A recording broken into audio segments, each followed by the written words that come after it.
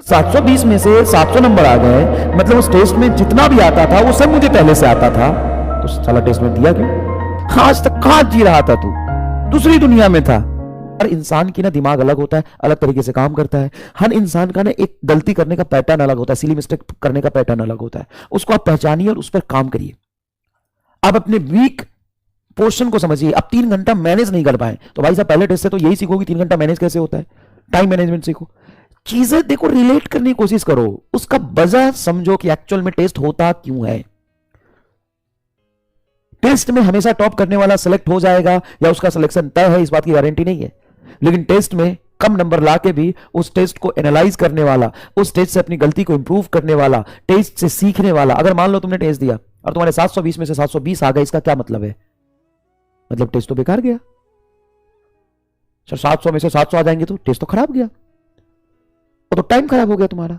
अगर 720 में से 720 तेरे आ गए, मतलब उस टेस्ट में जितने भी सवाल थे वो सब तुम्हें पहले से आता था। हाँ, तुमने सारे कर लिए। हाँ, तो 3 घंटा खराब ही हुआ ना।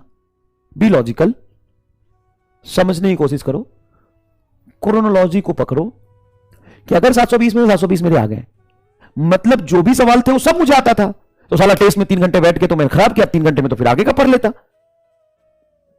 क्रोनोलॉजी समझने की कोशिश करिए, जो मैं कह रहा हूं उसको फील करो।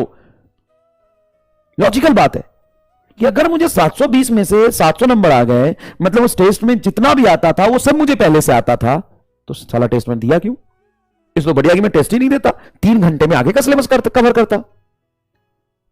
हाँ सर, अगर 500 आए तो 500 बेकार है। बचा हुआ 220 नंबर का गेम है, वहां पे तुम्हें सीखने की जरूरत है कि बचा हुआ 220 नंबर कहां गया। ओ सर, अगर 400 आते हैं तो टेस्ट तुम्हारे बहुत काम का हुआ। फिर 320 नंबर कहां कटा, उस पर फोकस करो। सर, अगर हमारे 200 आते हैं तो सबसे काम का टेस्ट तो तेरा ही था, तेरे लिए तो टेस्ट बनाया गया था। असल में क्या सोचता कि बच्चे अगर मेरे सारे 600 आ गए तो वाह यार, बस सारे 600 नंबर आ गए, मतलब सारे 600 नंबर का तो तुम पहले से आता था, वो तो किसी काम का है नहीं। काम का क्या, जो 70 नंबर का गेम है वो कहां कटा।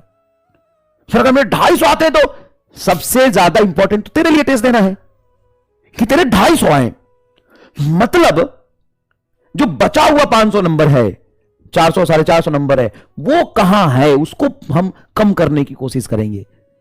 तो यहां पे उल्टा होता है, जिसका टेस्ट ज्यादा था वो मोटिवेट हो जाता है, उसको तो दुखी होना चाहिए। अगर तुम्हारे 650 700 नंबर आ रहे हैं, दुखी हो जा, सारा टेस्ट में टाइम खराब हो गया। फिर ऐसा टेस्ट बनाओ जिसमें कुछ सीखने को मिले। और जिसके 300 400 आ रहे हैं, सबसे काम का, सबसे यूजफुल टेस्ट उसी के लिए होता है। समझ गए?